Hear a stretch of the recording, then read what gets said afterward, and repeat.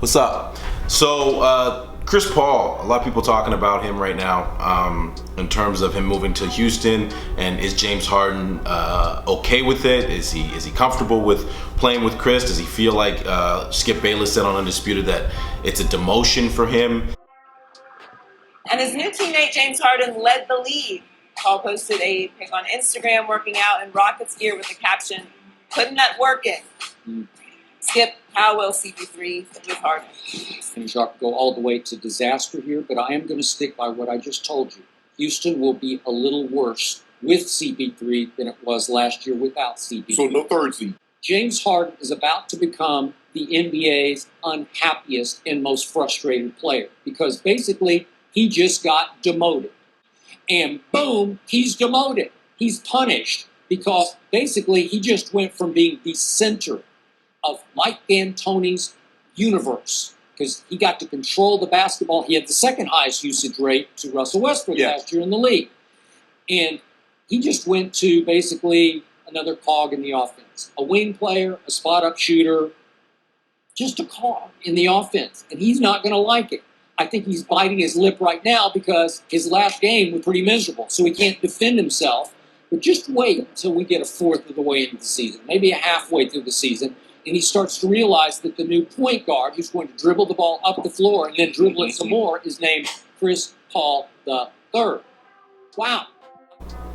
I don't think that that's the case right now. As far as Chris Paul playing on the Houston Rockets, it makes perfect sense. First of all, he fits exactly into D'Antoni's system. I mean, he's a better Steve Nash. He's Steve Nash that can play defense, essentially. He doesn't have the MVPs, but Steve Nash shouldn't have those either. So, it's apples to apples. And as far as James Harden's concerned, they played together before in summers and Olympic stuff. And also, the main thing is James Harden is a two guard. That's his natural playing position. He plays two guard. He's been put at point guard because he can handle the ball so well, but it's not his real, it's not where he naturally fits. He doesn't have the court vision that Chris Paul has. He doesn't have the natural sense of organizing a team Chris Paul has. He got better at it as he went, but it's not his, it's not where he's best suited to play.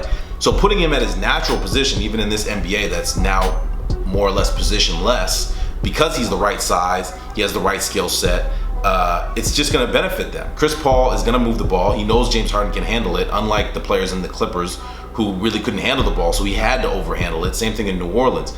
Now he has a guy who he can push the ball. He knows that guy can bring it up the rest of the way if he has an opportunity, or he can kick it back to Chris. Chris can score if he has the opportunity, or he can run the offense. James Harden led the league in turnovers last year, as well as assists, but he also led the league in turnovers. So getting Chris Paul on the team is going to give you more possessions because you're going to have less turnovers, and it's going to allow James Harden to focus in more on scoring. Although he's still going to have high assist numbers, he's going to be able to focus in more on getting buckets, on putting the ball in the basket, which I think is only going to benefit them in D'Antoni's system, which is an offensively minded system. So I don't see how this could hurt the Houston Rockets. I think it puts everybody more or less in their natural position, and it's going to be a huge benefit overall. I'd love to see, if they had the money, Gordon Hayward go there. I know Paul George was considering going there. I think Carmelo would be a good fit there because then once again you have guys that are really very talented and playing in their natural positions, especially in the backcourt. I think that matters so much because of the matchups and the height differences. You got Chris Paul at point, James Harden at 2, and then you could have Hayward or Melo coming down at the 3.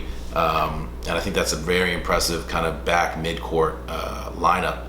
But even without that, I think adding Chris Paul to Houston does nothing but assist, no pun intended, the Houston Rockets in improving their roster and improving their standing in the Western Conference. I don't know if they're going to go above the 3rd seed. They might be able to supplant San Antonio and take that 2nd spot. Obviously, I think Golden State is pretty much a lock for the 1st spot in the West unless unforeseeable circumstances were to take place. But in general, I think it's just going to make them a better team, more challenging team to beat during the season, and then in the playoffs, it's going to give them a lot of depth. And secondly, I just want to talk quickly mention quickly, some people have been saying that Chris Paul hasn't done anything in the playoffs. I seen him 2 years ago hit a series-winning shot over San Antonio. I believe it was the 1st round because I don't think he's been out of the 2nd round. But I've seen him hit that shot numerous times in late game situations in the playoffs to win a game, to win a series. Even though he hasn't been out of the 2nd round, he's still performed at an extremely high level. His numbers have always been amongst some of the best in playoffs amongst point guards, active and inactive in the playoffs in the NBA. He puts up really good numbers. He's clutch. He organizes his team. I mean, there's nothing you can do as far as injuries. You know, Blake's been injured. He's been injured. And those are major key components in whether or not you're going to go forward in the playoffs. But I think he's shown that he can really perform in the playoffs, and especially in the clutch, which is something James Harden has struggled to do, as we saw last year. So I think the two of these guys on the same team is really going to benefit each other. I think they're going to play well with each other.